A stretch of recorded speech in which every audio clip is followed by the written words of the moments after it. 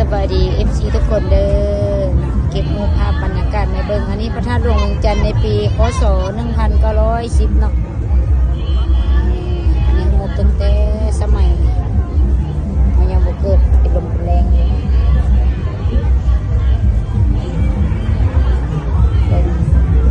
มูแต่ละปี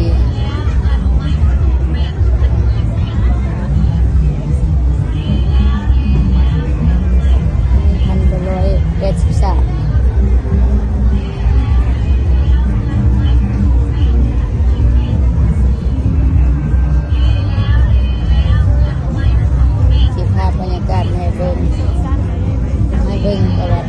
ความเป็นมาของพระธาตุหลวงอันนี้เริ่มเป็นปี2000แล้ว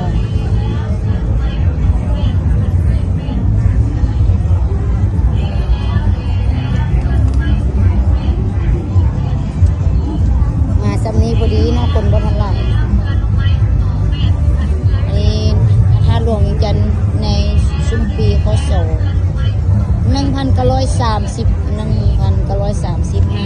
เนาะนี่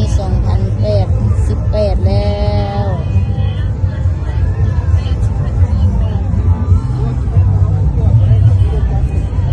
แต่ละปีลงเดินพระธาตุหลวงเบิ่งงานเด้อพี่น้องเด้อนี่ปีนี้ถือว่าพิเศษก็ได้เอาเงินเก่าๆของพระธาตุหลวงเวียงจันทร์มาให้เบิ่งในส่วนเฮาลาวเฮาใส่ชุดแบบนี้เนาะวัฒนธรรมลาว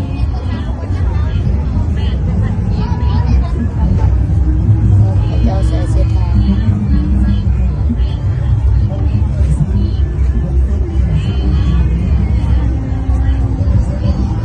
เอาให้เบิ่งว่าแต่ละปีแตกต่างกันแนวใด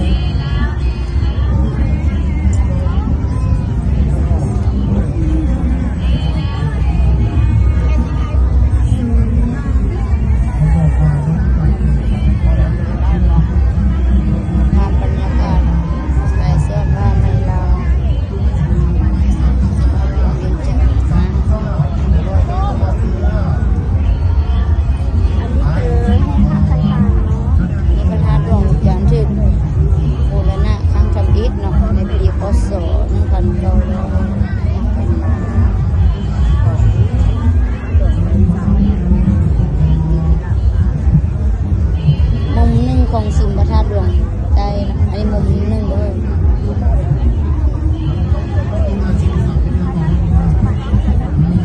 พระประธานองค์ใหญ่ในสิมห้างวัดพระธาตุหลวงไปถูกสงครามทำลายในปีพ.ศ. 2513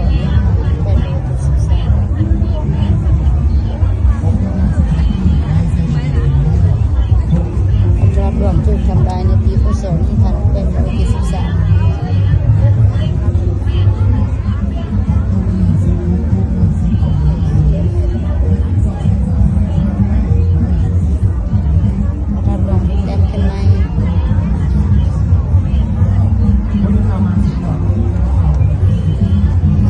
จำลองของการสร้างพระบาทพระธาตุหลวงปีพ.ศ. 2566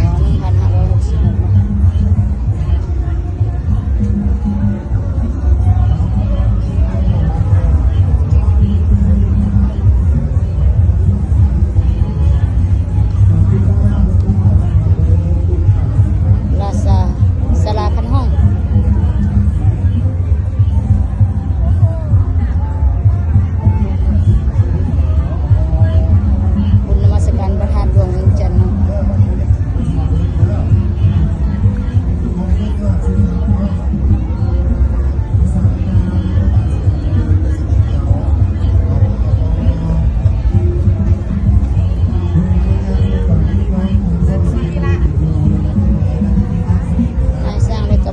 ที่เข้างานปฏิสังขรณ์พระธาตุหลวงจันทร์บรรพบุรุษลาว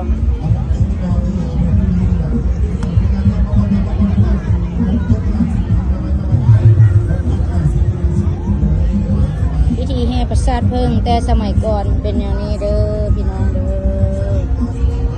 แห่ประสาทเพิ่งออกพระธาตุหลวงเวียงจันทร์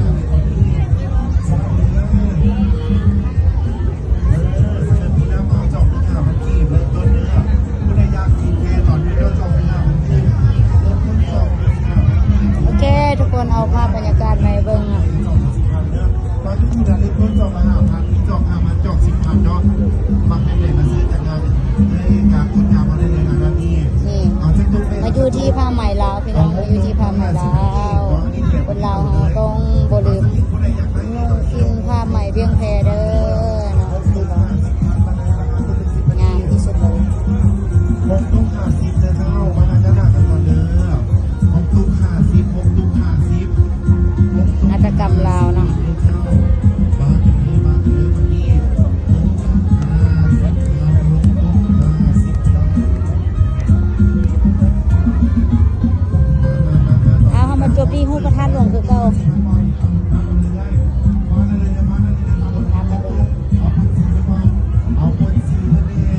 ชาวเมืองเวียงจันทน์ได้มาสักการะบูชาพระธาตุหลวงเลยเบิ่งเนาะ